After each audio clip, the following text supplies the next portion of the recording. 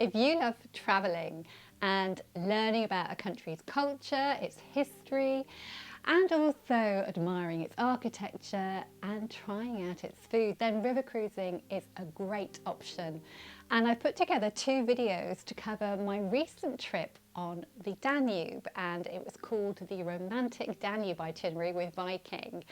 This is part 1, where we will travel from Budapest to Vienna, and then in part 2, which I'll link to below, we continue on to Regensburg via Krems, the Wachau Valley and Passau. The itinerary itself is 7 nights and 8 days, and you travel through 3 countries, so Hungary, Austria and Germany, and you visit 2 capital cities, so Budapest and Vienna. So in this video, part 1, you'll visit Budapest Castle District. We'll also pass by the iconic Hungarian Parliament building and go through one of the many locks on the river. In Vienna, you'll visit both the winter and summer homes of the Habsburg dynasty. And we'll also pay a visit to one of the many beautiful Viennese coffee houses. Plus, I'll take you to a classical Mozart and Strauss concert. Then in part 2, we'll sail from Krems in Austria through the scenic Wachau Valley and onto the medieval German cities of Passau and Regensburg. River cruising is a great way of seeing multiple destinations in a relatively short period of time, and you only need to unpack once. There's constantly changing scenery when you're sailing, and because of the size of the ships, they're able to usually dock in the centre of towns and cities, so you've got easy access to the location. Before we set off on this trip, here's a little overview about Viking if you've not travelled with them before. It was founded in 1997 by Torsten Hagen, who is a Norwegian, and you can see that reflected in the beautiful interiors on board the ships. Over the years, Viking has won multiple awards from magazines such as Travel and Leisure and Condé Nast Traveller. Something which you might not know about Viking is that it only allows adults to travel on its ships, so you have to be 18 or over. Now let's take a look at the ship which we sailed on. It was the Viking Gullveig, and I have created a separate video giving you a walkthrough of the ship, but this is a little overview. So the ship has 4 decks and it has a capacity of 190 passengers, 53 crew. And what I loved about it was, because it's a smaller ship, you get to know people, not just the guests, but also the staff. And we made some really good friends. The ship interior is elegant and light-filled, and you can very much see the Scandinavian influence with regards to the interiors. There are 95 staterooms, ranging from suites and veranda staterooms to French balcony and standard staterooms. With regards to the ship exterior, there's a lovely sun deck on top with ample seating to watch the world go by, and another place outside that you can sit is the Aquavit Terrace, where you can have your lunch, and one of my favourite places on the ship. I thought I'd also share with you some of the things which are inclusive when you buy a river cruise with Viking. So you get return flights from London and other regional airports in the UK. Included in the price is one short excursion at every port of call, led by a knowledgeable local guide. And they also have optional excursions which you may want to book. All your meals on board are included, and at lunch and dinner you also have complimentary wine, beer and soft drinks. There's also a 24-hour tea and coffee station where you can also find biscuits and muffins. Talks and evening entertainment is also included, as is free Wi-Fi. So now let's move along to day 1 of our itinerary on Europe's 2nd longest river. We flew with British Airways from London Heathrow, and on arriving at Budapest Airport, we were greeted by a Viking representative who directed us to a waiting minibus which took us to the ship. En route, we had our first sighting of the Danube River. Margot, the Viking programme director, greeted us at the dock and led us onto the ship, where we checked in and were taken to our room. Here's a little look around it. There's a double bed. It's a queen size bed, which is American sizing, which can either be set up as a double bed or two twins. And opposite the bed is a large flat screen television. On either side of the bed are lamps and also power sockets, US and European. In the bathroom, there's a very powerful hot shower, and there are complimentary toiletries and also underfloor heating. Shortly after we arrived, we were whisked off to discover the city with a guided welcome walk. We visited the Great Market Hall. To our surprise, we learnt that goulash is actually a soup rather than a stew, and there was ample opportunity to buy its key ingredient, paprika, which is Hungary's national spice. That night after dinner, we took a scenic walk around the city, which was beautifully lit up. The next day, we took the panoramic Budapest tour, which was an included tour.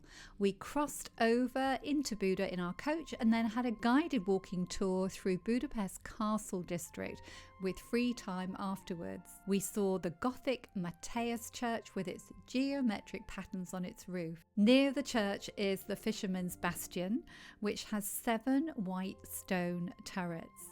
They overlook the Danube and the Pest side of the river.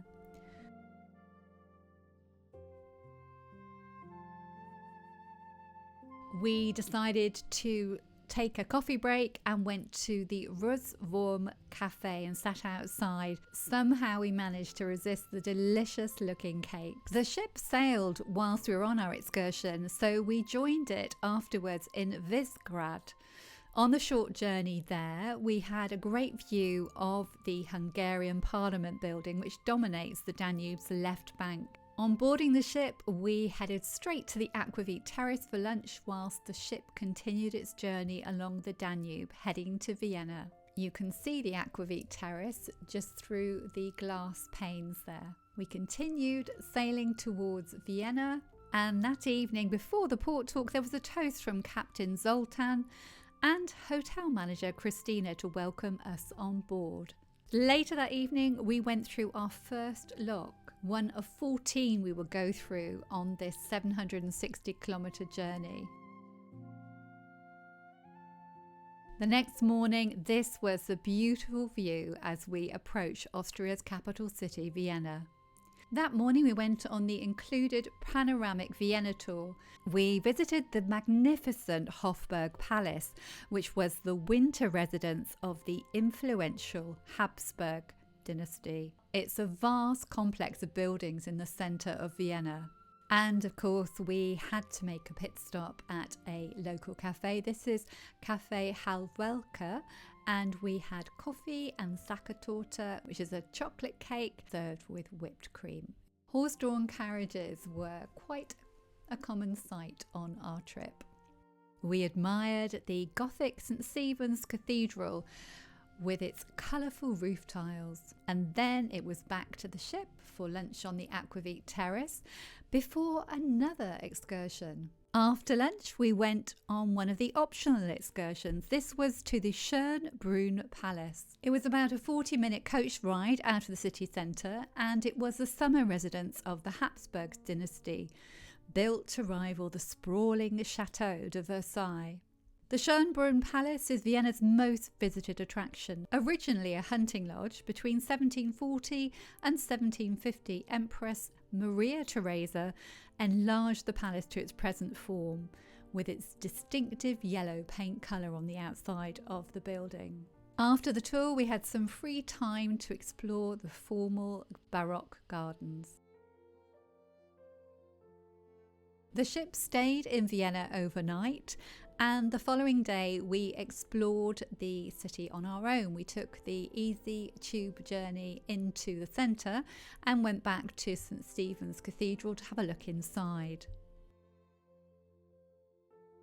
And then we took a look around Julius Meinl, which is Vienna's version of the Harrods Food Hall.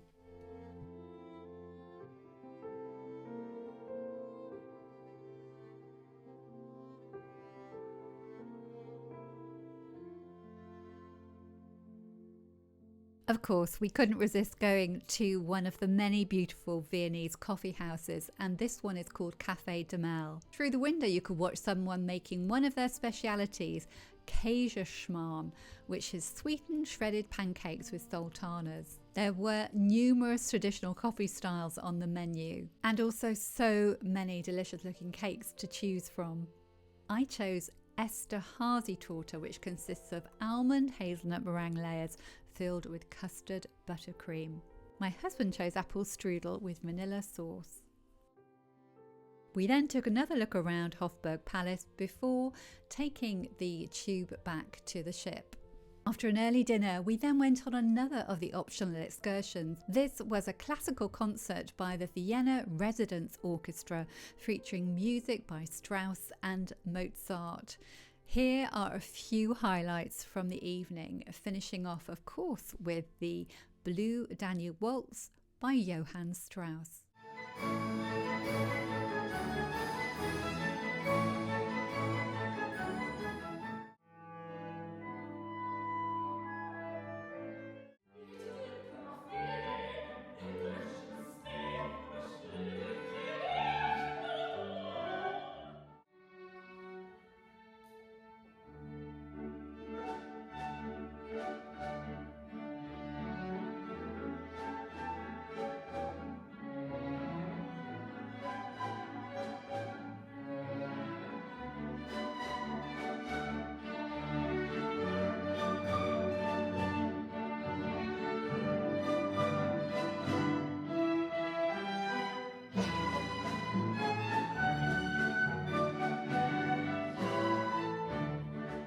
I hope you've enjoyed this insight into travelling with Viking on the Romantic Danube Itinerary from Budapest to Vienna. Remember, this is only part 1 of 2 videos, and in part 2, which I'll put on the screen now, we travelled from Krems in Austria through to Regensburg in Germany. I'll also link below to the Viking website and the itinerary itself, and also the walk through the ship.